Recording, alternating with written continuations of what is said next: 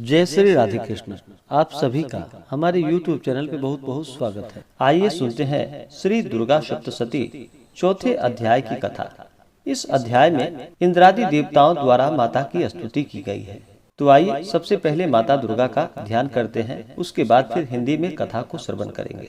ओम कालाभ्राभां कटाक्षै हरिकुल भयदां मौलिबंधे दुरेखां शंखं चक्रं कृपाणं त्रिशिखिमपि करैरुद्वहन्तीं त्रिनेत्रां सिंहस्कन्धाधिरूढां त्रिभुवनमखिलं तेजसा पूरयन्तीं ध्यायेद दुर्गा जयाख्यां त्रिदश परिवृतां सेवितां सिद्धिकामः। ओम श्री दुर्गा दिव्यै नमः।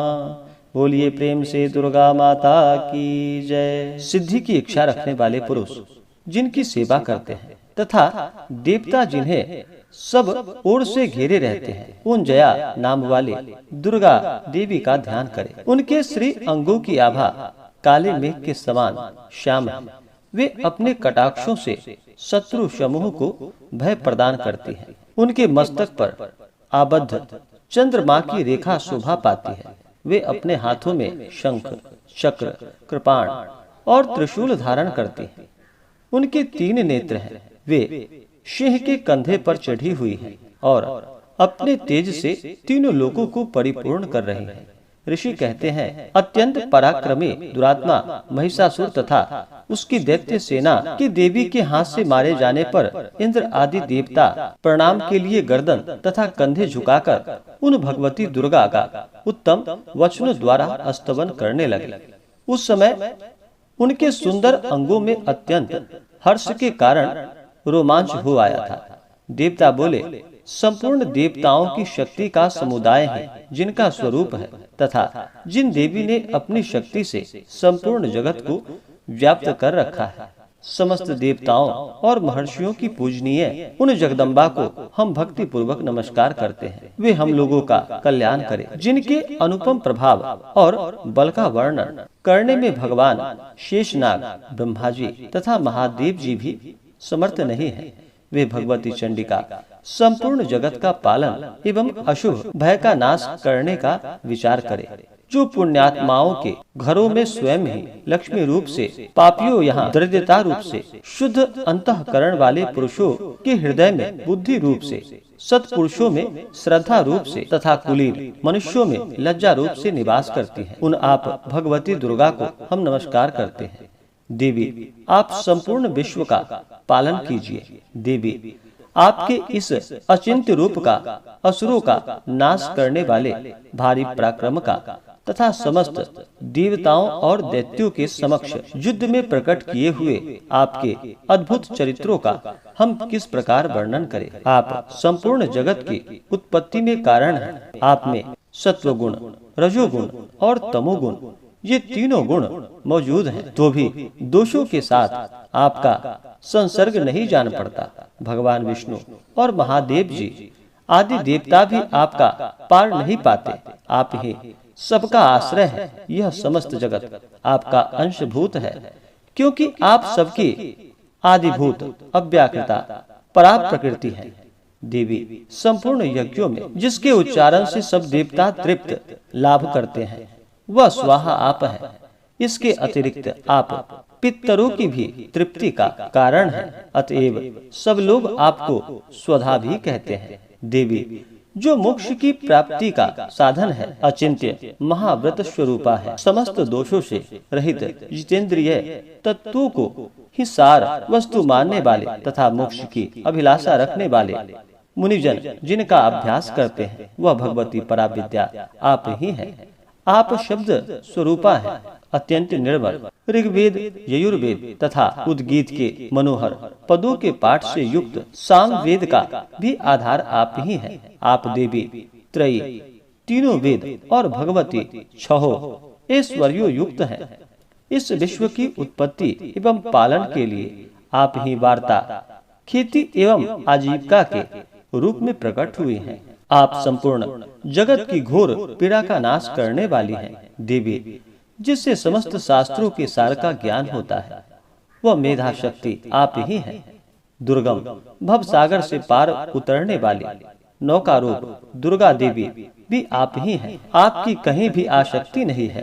कैटव के शत्रु भगवान विष्णु के वक्ष स्थल में एकमात्र निवास करने वाली भगवती लक्ष्मी तथा भगवान चंद्रशेखर द्वारा सम्मानित गौरी देवी भी आप ही हैं। आपका मुख मंद मुस्कान से सुशोभित, निर्मल, पूर्ण चंद्रमा के बिंब का अनुकरण करने वाला और उत्तम स्वर्ण की मनोहर कांति से कमनीय है। तो भी उसे देखकर महिषासुर को क्रोध हुआ और सहसा उसने उस पर प्रहार कर दिया। यह बड़े आश्चर्य की बात है देवी। वह मुख जब क्रोध से युक्त होने पर उदय काल के चंद्रमा की भांति लाल और तनी हुई भौहों के कारण विकराल हो उठा, तब उसे देखकर जो महिषासुर के प्राण तुरंत ही निकल गए। यह उससे भी बढ़कर आश्चर्य की बात है, क्योंकि क्रोध में भरे हुए यमराज को देखकर भला कौन जीवित रह सकता है। देवी आप प्रसन्न हो।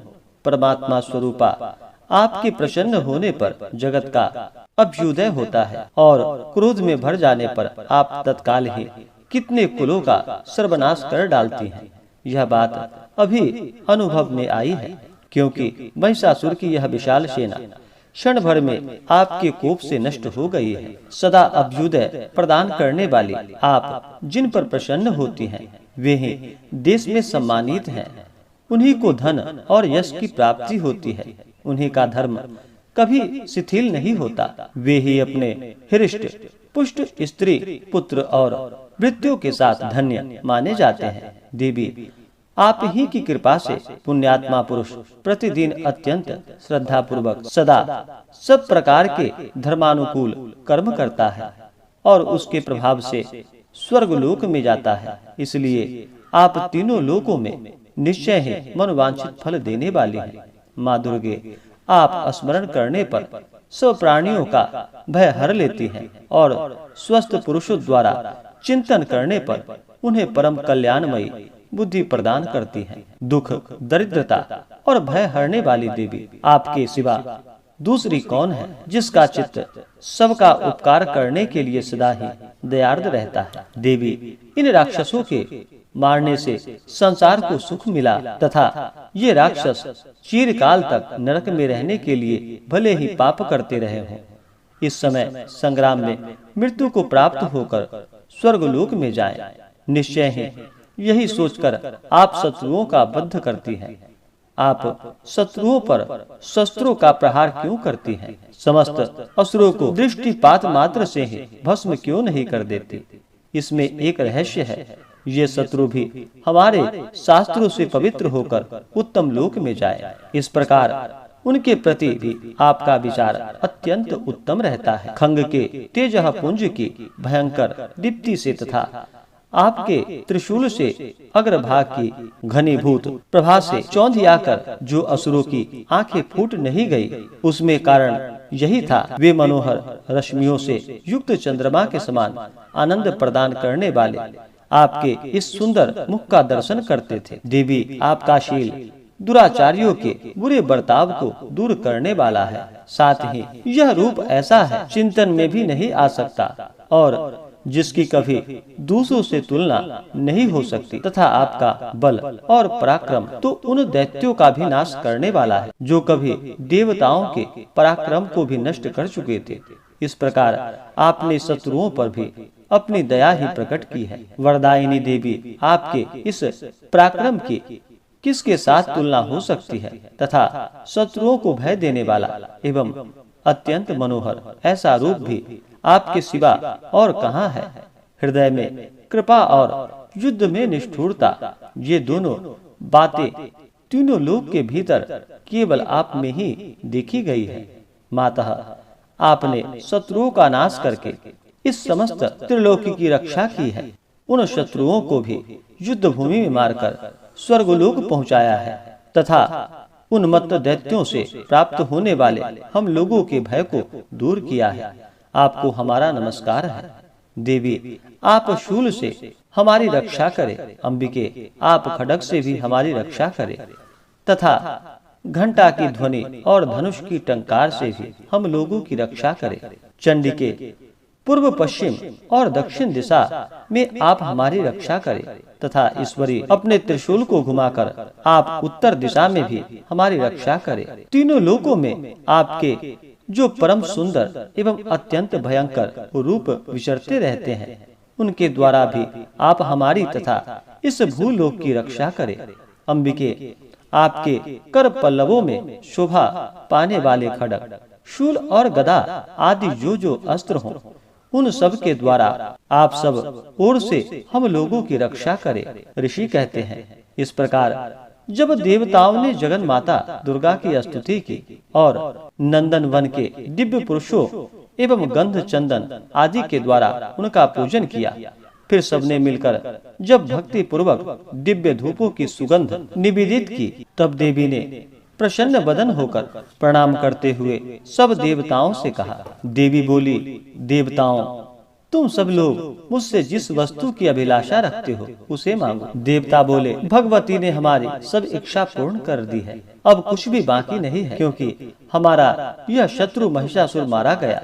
महेश्वरी, इतने पर भी यदि आप हमें और वर देना चाहती हैं, तो हम जब जब आपका स्मरण करें तब तब आप दर्शन देकर हम लोगों के महान संकट को दूर कर दिया करें तथा प्रसन्न मुखी अंबिके, जो मनुष्य इन स्तोत्रों द्वारा आपकी स्तुति करे, उसे वित्त, समृद्धि और वैभव देने के साथ ही उनकी धन और स्त्री आदि संपत्ति को भी बढ़ाने के लिए आप सदा हम पर प्रसन्न रहें। ऋषि कहते हैं कि राजन, देवताओं ने जब अपने तथा जगत के कल्याण के लिए भद्रकाली देवी को इस प्रकार प्रसन्न किया, तब वे तथास्तु कहकर वही अंतर ध्यान हो गई। भूपाल, इस प्रकार पूर्व काल में तीनों लोकों का हित चाहने वाली देवी जिस प्रकार देवताओं के शरीर से प्रकट हुई थी, वह सब कथा मैंने कह सुनाई।